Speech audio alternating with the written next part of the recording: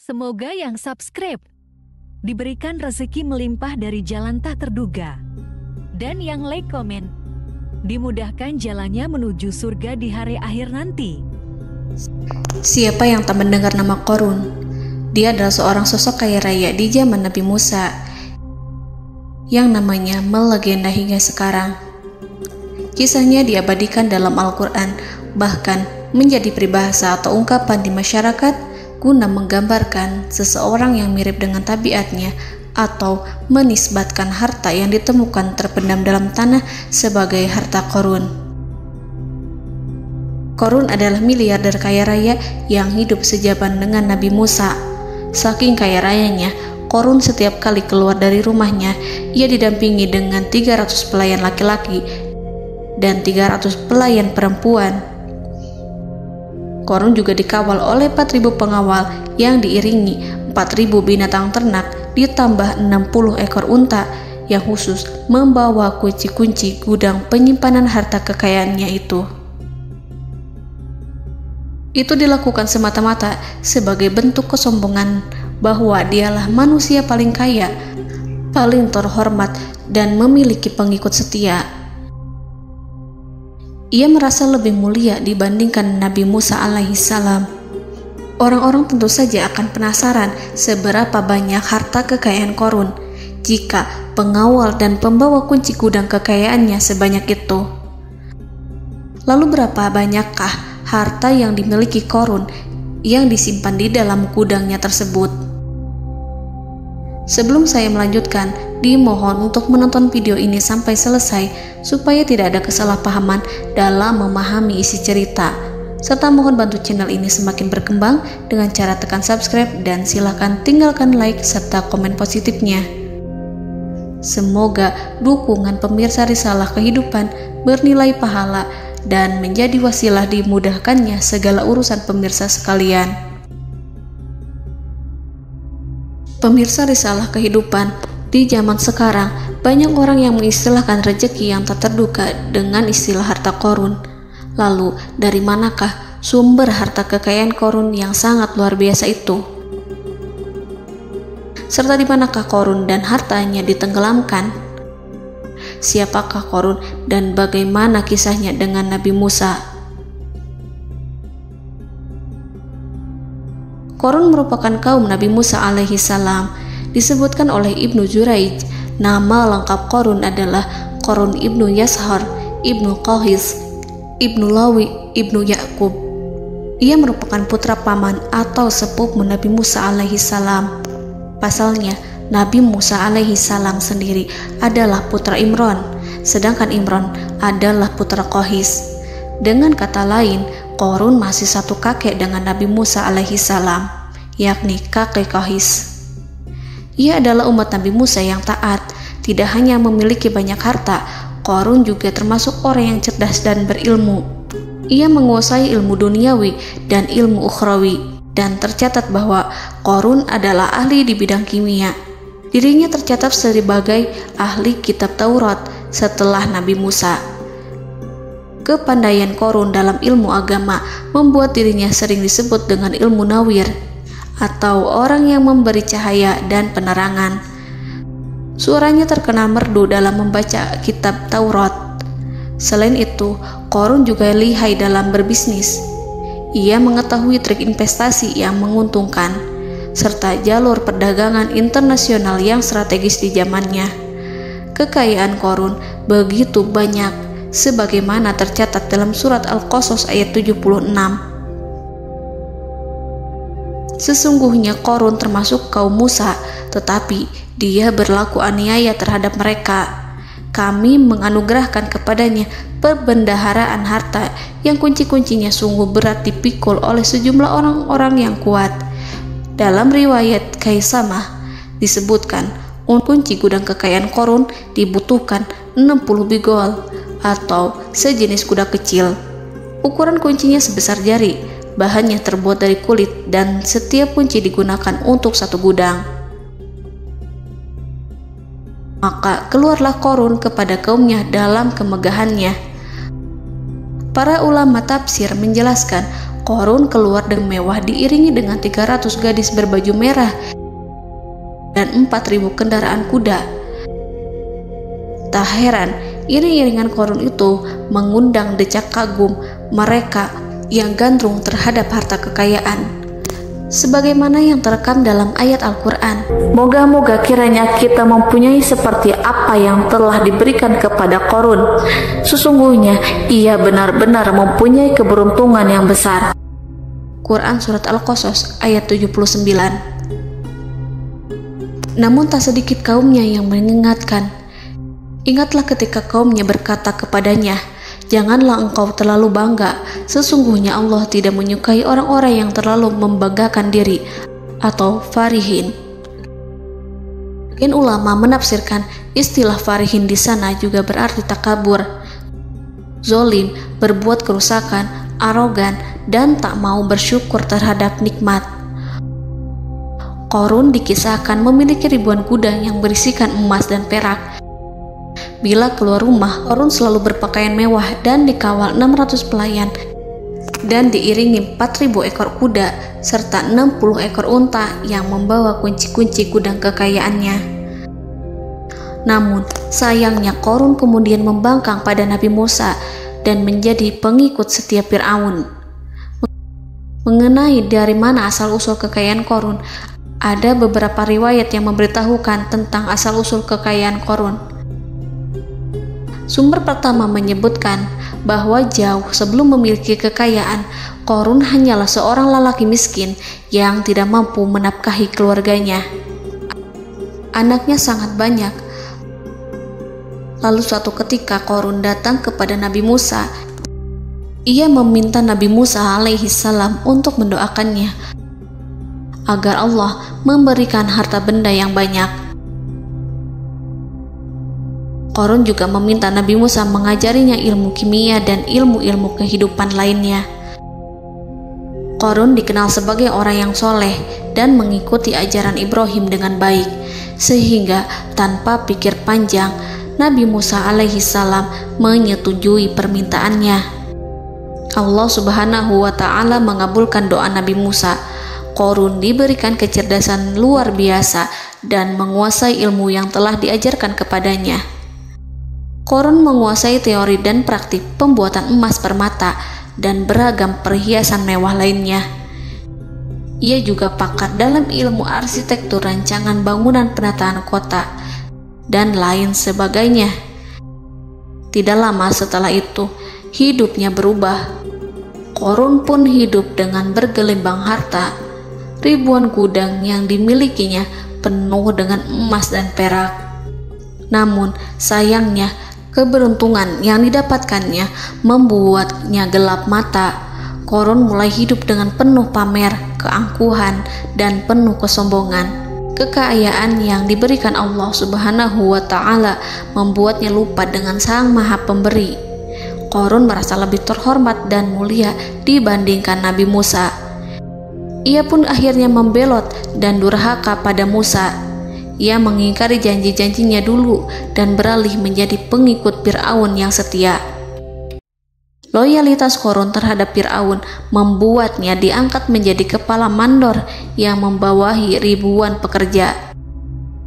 Dikisahkan bahwa Qarun bersikap semena-mena terhadap para pekerja. Ia tega memotong upah mereka. Ia melakukan korupsi demi membangun istana dan kemegahannya sendiri, dan untuk membangun gudang-gudang penyimpanan harta yang telah ia kumpulkan jauh-jauh hari. Ketika datang perintah zakat, Nabi Musa alaihi salam pergi menemui Qarun dan memerintahnya mengeluarkan zakat sebesar 1 dinar dari setiap 1000 dinar hartanya, 1 dirham dari setiap 1000 dirham, 1 kambing dari setiap 1000 kambing, dan seterusnya. Setelah Qarun menghitung seluruh hartanya, ternyata jumlah zakatnya sangat besar. Kekikirannya pun mulai menghalangi hatinya untuk mengeluarkan zakat. Qarun enggan membayar zakat ketika Nabi Musa alaihissalam menagih zakat yang diperintahkan oleh Allah untuk ditunaikan olehnya. Ketika Qarun dimintai zakat, ia langsung marah dan tidak memberikan sedikit pun kekayaannya. Dia berpikir bahwa harta kekayaan yang dimilikinya didapat dari hasil kerja dan usahanya, dan tidak ada kaitannya dengan siapapun, termasuk Allah Subhanahu wa Ta'ala. Janji Qarun untuk lebih taat beribadah dan membantu sesama jika diberi kekayaan oleh Allah dilupakannya.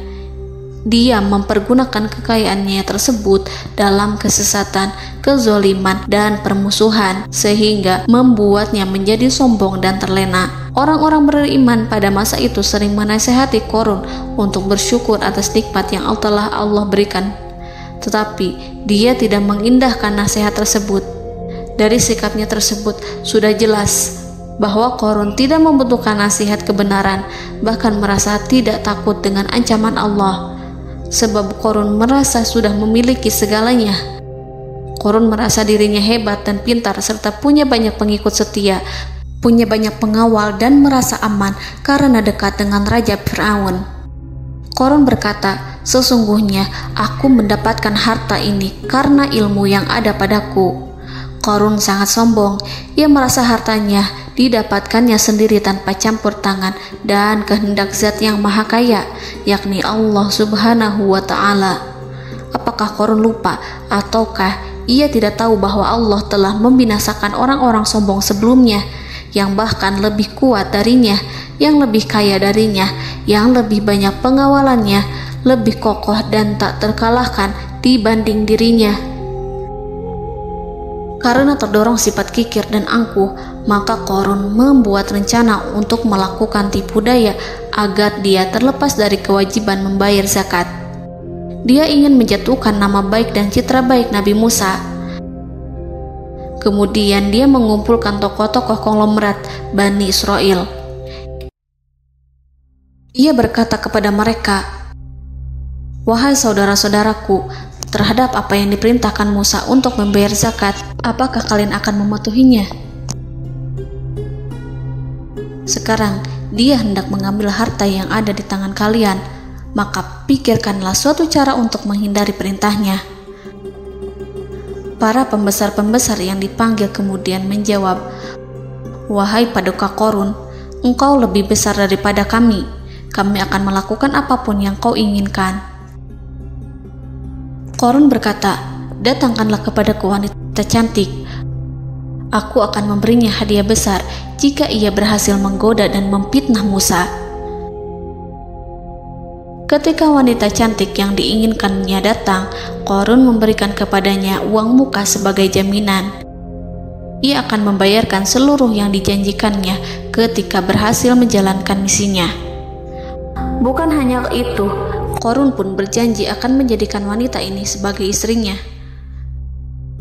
Keesokan harinya, Qarun mengumpulkan Bani Israel. Setelah itu, Qarun menghadap kepada Nabi Musa seraya berkata, "Orang-orang menanti kedatangan Anda, sampaikanlah saran dan nasihat kepada mereka." Nabi Musa kemudian keluar dari rumahnya.